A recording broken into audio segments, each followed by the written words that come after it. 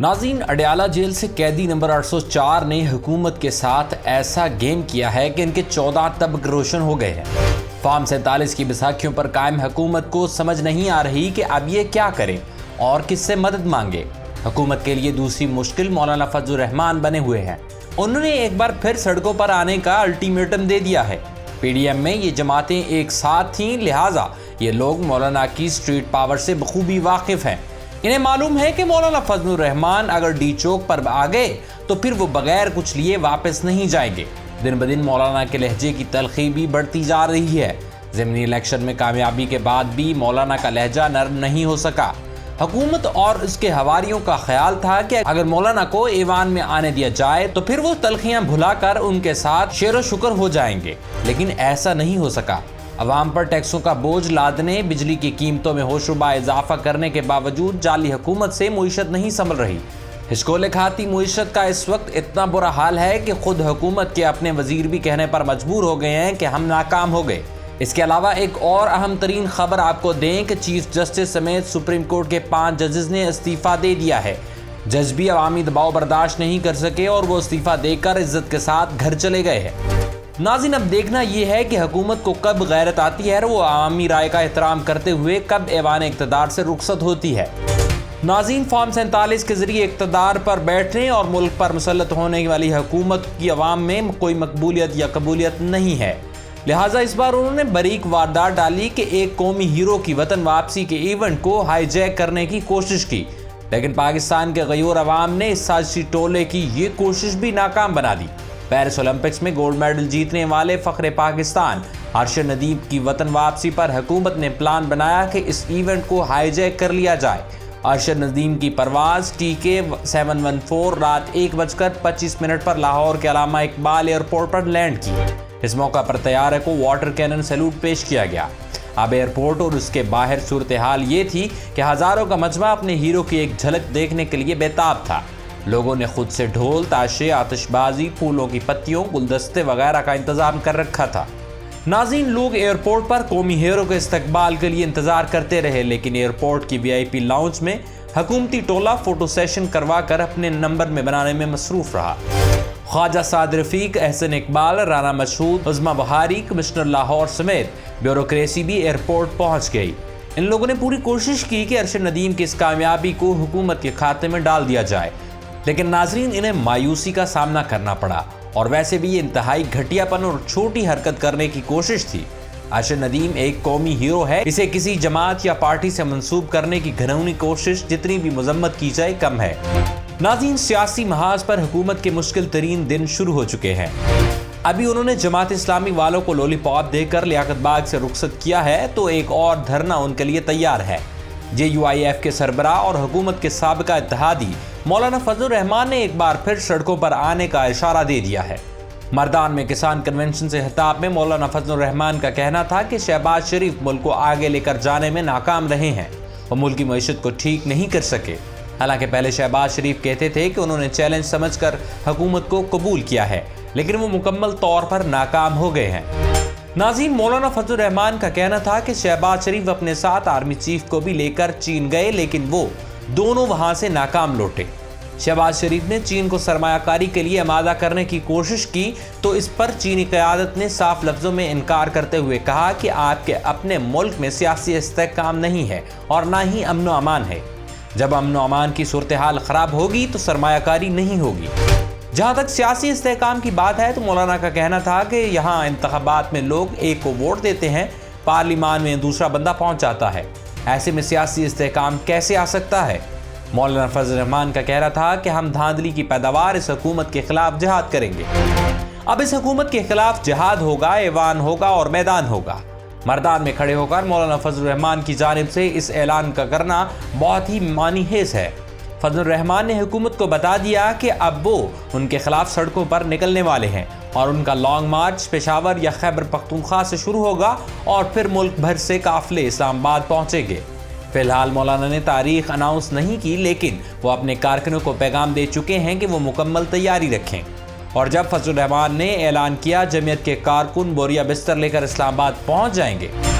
ناظرین، اب ذاتی امراء میں سوچ بچار جاری ہے اور حکومتی درباری نواز شریف کو مشورے دے رہے ہیں کہ میاں صاحب آپ ہی مولانا سے بات کریں اور انہیں روکیں، کیونکہ وہ شہباز شریف یا ہم میں سے کسی سے بات کرنے کو تیار نہیں ہیں۔ اب دلچسپ صورتحال یہ ہے کہ نواز شریف بھی کس منہ سے مولانا سے بات کریں گے، کیونکہ خود نواز شریف کئی بار مولانا کی پیٹھ میں خنجر گھونپ چکے ہیں۔ پی ڈی ایم قائم کرتے ہوئے بھی فضل الرحمان نے زرداری سے مسلم لیگ نون کی گارنٹی مانگی تھی کہ یہ لوگ درمیان سے نہیں بھاگیں گے۔ نواز شریف کا یہ ٹریک ریکارڈ رہا ہے کہ وہ تمام جماعتوں کو ساتھ ملا کر سیاسی الائنس یا اتحاد بناتے ہیں اور اس کے بل بوتے پر اپنا الو سیدھا کر کے بیرون ملک بھاگ جاتے ہیں۔ 1999 میں جب پرویز مشرف نے مارشل لا لگایا تو پورا شریف خاندان جیل میں تھا۔ ایسے میں بیگم کلثوم نواز نوابزادہ نصر اللہ صاحب کے پاس گئیں اور ان سے مدد مانگی۔ نوابزادہ نصر اللہ خان صاحب ویسے بھی سیاسی جوڑ توڑ کے ماہر تھے۔ انہوں نے فوراً مختلف جماعتوں کو جمع کر کے ARD کے نام سے سیاسی الائنس بنایا۔ جب اپوزیشن کے جلسے جلوسوں سے مشرف حکومت دباؤ میں آئی اور انہوں نے نواز شریف سے بات چیت شروع کی تو وہ فوراً معاہدے پر دستخط کر کے جدہ بھاگ گئے۔ نواز شریف نے نوابزادہ نصر اللہ خان سمیت سیاسی قیادت تو دور، خود اٹک قلعے میں اپنے برابر والے سیل میں قید غوث علی شاہ کو بھی اعتماد میں نہیں لیا، جس پر سابق وزیر اعلیٰ سندھ غوث علی شاہ اکثر یہ شکوہ کرتے تھے کہ میاں صاحب پورے جہاز میں ہمارے لیے کیا ایک سیٹ بھی نہیں تھی۔ خیر، اسی طرح 2008 کے الیکشن سے پہلے پرویز مشرف کے خلاف وکلا تحریک کے دوران عمران خان سمیت پوری اپوزیشن ایک پیج پر تھی۔ اپوزیشن جماعتوں کے اجلاس میں فیصلہ ہوا کہ انتخابات کا بائیکاٹ کیا جائے گا، لیکن صرف جماعت اسلامی اور تحریک انصاف نے الیکشنز کا بائیکاٹ کیا، جبکہ مسلم لیگ نون اور پیپلز پارٹی انتخابات لڑ کر حکومت سازی میں مصروف ہو گئی۔ خیر، نواز شریف کی دغا بازی اور دھوکہ دہی کی کہانی بہت پرانی ہے، لہٰذا لگتا نہیں کہ اب کی بار وہ بھی مولانا فضل الرحمان کو منا سکیں گے۔ ناظرین، ایک اور خبر آپ سے شیئر کرتے چلے کہ سپریم کورٹ کے سینئر ترین جج جسٹس منصور علی شاہ نے ایک بار پھر سپریم کورٹ کے فیصلوں پر عمل درآمد آئینی تقاضا قرار دیتے ہوئے کہا کہ یہ بات ذہن نشین کر لیں، ہو نہیں سکتا کہ سپریم کورٹ کے فیصلے پر عمل درآمد نہیں ہو سکتا۔ انتظامی اداروں کو سمجھنا ہوگا ان کے پاس فیصلوں پر عمل درآمد کے سوا کوئی چوائس نہیں ہے۔ اسلام آباد میں اقلیتوں کے حقوق سے متعلق عدالتی فیصلے کے 10 سال مکمل ہونے پر کانفرنس کا انعقاد کیا گیا، جس سے خطاب کرتے ہوئے جسٹس منصور علی شاہ نے حکومت کو واضح اور دو ٹوک لفظوں میں پیغام دے دیا کہ انہیں سپریم کورٹ کے مخصوص نشستوں سے متعلق کیس کے فیصلے پر ہر صورت عمل کرنا پڑے گا۔ انہوں نے کہا، ہم دیکھ رہے ہیں کہ ایک فیصلہ بڑے عرصے تک چل رہا ہے اور اس پر عمل درآمد نہیں ہو رہا، تو ایسا نہیں ہوگا۔ اس فیصلے کو ہم بھی دیکھیں گے اور ہر صورت عمل کرائیں گے۔ ناظرین، جسٹس منصور اس وقت سپریم کورٹ کے سینئر ترین جج ہیں اور ممکنہ طور پر وہ اگلے چیف جسٹس آف پاکستان بھی ہوں گے، لہٰذا 2 دنوں میں مسلسل دوسری مرتبہ انہوں نے حکومت کو خبردار کیا ہے کہ وہ اس فیصلے پر عمل درآمد یقینی بنائے، ورنہ انہیں فرار نہیں ہونے دیا جائے گا، اور پھر اگر نااہلی کی تلوار چلے تو حکومت کوئی شکوہ نہ کرے۔ دوسری ایک اور خبر ہے، سپریم کورٹ سے جہاں چیف جسٹس سمیت 5 جج مستعفی ہو گئے ہیں، وہاں بنگلہ دیش میں طلبہ کے الٹیمیٹم کے بعد ان کے نامزد کردہ سپریم کورٹ کے ہائی کورٹ ڈویژن کے سینٹرل جج جسٹس سید رفعت احمد کو چیف جسٹس بنگلہ دیش تعینات کر دیا گیا۔ طلبہ تحریک کے رہنما اور عبوری حکومت کے مشیر آصف محمود نے آج سپریم کورٹ کا گھیراؤ کرنے کی کال دی تھی، جس کے بعد طلبہ نے ہائی کورٹ کا گھیراؤ کیا اور ججز سے استعفے کا مطالبہ کیا۔ طلبہ نے الٹیمیٹم دیا تھا کہ اگر چیف جسٹس سمیت 6 سیاسی ججز نے استعفے نہ دیے تو ان کے گھروں میں گھس جائیں گے اور استعفیٰ دینے پر مجبور کریں گے۔ طلبہ کے دباؤ میں بنگلہ دیشی سپریم کورٹ کے چیف جسٹس عبید الحسن نے استعفیٰ دے دیا اور ان کی جگہ جسٹس اشفاق الاسلام کو قائم مقام چیف جسٹس بنایا گیا تھا، جس کا نوٹیفیکیشن بھی جاری کر دیا گیا تھا۔ تاہم طلبہ نے اشفاق الاسلام کی تقرری بھی مسترد کر دی تھی اور شام تک انہیں عہدے سے ہٹا کر ہائی کورٹ کے جسٹس سید رفعت کو چیف جسٹس بنانے کا الٹیمیٹم دیا تھا۔ طلبہ تحریک کے رہنما حسنات عبداللہ کا کہنا تھا کہ ہمارے مطالبے پر چیف جسٹس نے استعفیٰ دے دیا اور اشفاق احمد کو قائم مقام چیف جسٹس بنایا گیا، لیکن وہ بھی 15 سالہ حسینہ واجد کی حکومت میں جابرانہ اقدامات میں برابر کے شریک رہے ہیں اور ہم اس کی تقرری کو مسترد کرتے ہیں۔ اس کے بعد طلبہ کا الٹیمیٹم کام کر گیا اور بنگلہ دیشی صدر محمد شہاب الدین نے جسٹس سید رفعت کو ملک کا 25واں چیف جسٹس مقرر کر دیا۔